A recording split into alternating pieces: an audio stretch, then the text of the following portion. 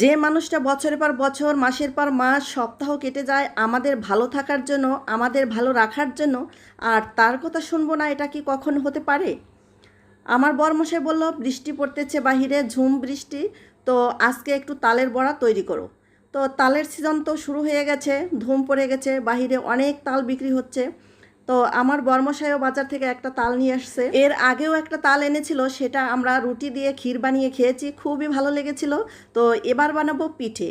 আজ দু রকমের পিঠে বানাবো, সাথে থেকে ফ্ল্যাশব্যাক। এই তো ওদিকে আমি তালটা ভেঙে তালের কাঠটা বের করে রেখে দিয়েছি, আর এখন আমি একটা নারকেল ছিলে এটাকে ভেঙে নিচ্ছি। আর আমি এই নারকেলটা আমাদের বাড়ি থেকে যখন আমি আসছি তখন আমার মা বস্তা ভর্তি করে অনেক কিছু দিয়ে দিয়েছিল।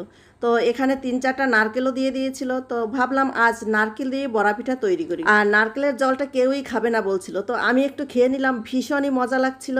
আর এটা ছিল খুব মিষ্টি। আজকাল বাচ্চারা যে কি হয়েছে জানি না, ভালো কিছু খেতেই চাইবে না, ওরা চাইবে পিৎজা বার্গার। সেই অনেক দিন কবে রান্না করছে, কবে বানিয়েছে, তার কোনো ঠিক ঠিকানা নাই, কিন্তু সেগুলোই ওদের খুব প্রিয়। আর ওগুলো হলে তো কোনো কথাই নেই। পুষ্টিকর খাবার, ফলমূল, দুধ ভাত, এগুলো তো ছবেই না, দেখবেই না।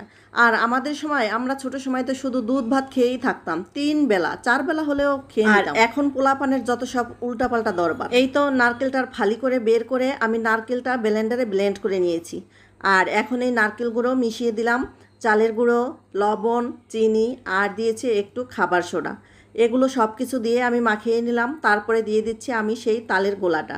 এটা আমি অল্প অল্প করে একটু শুকনো শুকনো করে, তালের বড়া একটু মুচমুচে হলে ভালো হয়, তাই তো। এখন এই বড়া পিঠার গোলাটা আমি ভালো করে মাখিয়ে রেখে দেবো 10 মিনিটের জন্য। আর এদিকে আমি কিছুটা কলা নিয়েছি, 2 রকমের পিঠা তৈরি করব, তাই কলা, চালের গুঁড়ো, চিনি আর একটু বেকিং পাউডার, পরিমাণ মতো লবণ দিয়ে এটাকে মাখিয়ে নেব। আর এটাকে আমি কাঁচা দুধ দিয়ে মাখিয়ে নেব, একটু জলও দেব না, আর এতে আমি তালও দিব না। আমার মা এই পিঠাটা খুব সুন্দর তৈরি করে, আর আমারও খুব প্রিয় এই তালের পিঠা। এটাকে বলি আমরা চান্দোসা পিঠা। এই তো কাঁচা দুধ দিয়ে এটাকে আমি একটু নরম করে মাখিয়ে নেব। এই পিঠাটা কে কিভাবে তৈরি করেন আমাকে একটু জানাবেন। আর এই পিঠাটাকে চান্দোসা পিঠা বলেন নাকি অন্য কোনো নাম বলেন, সেটাও কমেন্ট করে জানাতে পারেন।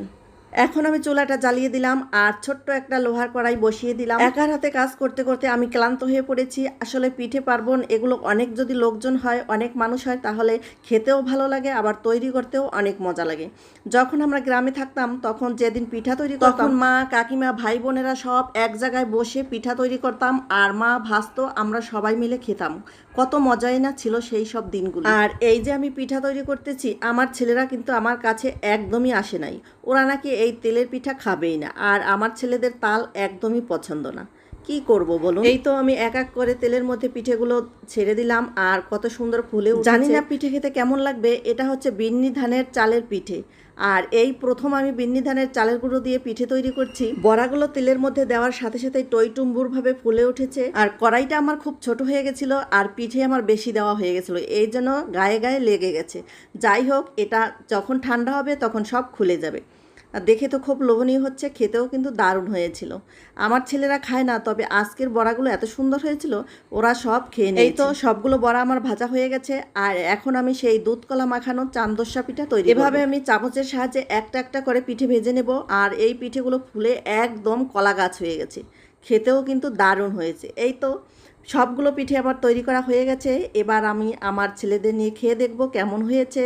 তো আজকের মতো ভিডিওটা শেষ করছি, দেখা হবে অন্য কোনো নতুন ভিডিওতে। ততক্ষণ সবাই ভালো থাকবেন, সুস্থ থাকবেন, আর আমার জন্য মন থেকে আশীর্বাদ করবেন যেন আমি সুস্থ থাকি, ভালো থাকি। আর আমার ভিডিওটা ভালো লাগলে বেশি বেশি শেয়ার করে আমার পাশেই থাকবেন।